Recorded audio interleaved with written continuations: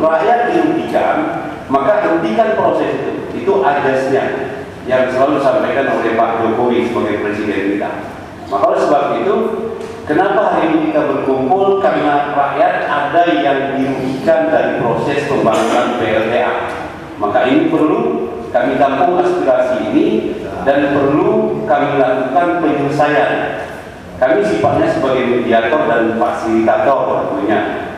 Untuk itu dimohon rekan-rekan media untuk dipahami benar-benar bahwa komponen yang ada termasuk Pak Asisten dan jajaran kami di PLK, termasuk unsur kecamatan Musbika dan Reje dan aparaturnya, ini bagaimana kita selesaikan hari ini persoalan agar tuntas.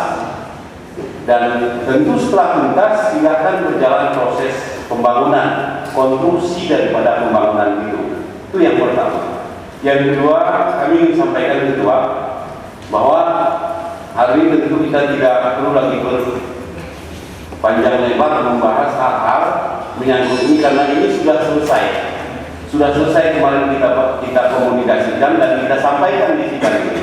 Tentu Pak Liko sebagai manajer sudah mendudukkan anggotanya yang kemarin hadir, apa yang menjadi keinginan rakyat yang sesungguhnya itu sudah sampaikan. Jadi untuk itu kedua saran kami tentu ini kita minta saja penjelasan dari manajer PLN yang hadir bahwa kita ingin ada waktu kejelasan hari ini bahwa kapan itu dilakukan pembayaran, proses terhadap pembayaran. Meskipun ini perlu dicatat, ada data yang belum tuntas, ini kita tuntaskan secara teknis. Tapi ada data yang sudah tuntas, ini segera dicairkan. Dan kita minta itu kapan? Dalam waktu yang tidak terlalu panjang dan lama. Maka setelah nanti dinyatakan bahwa katakan kami siap cairkan Pak data yang sudah fix, yang sudah selesai, itu tanggal 20 Desember.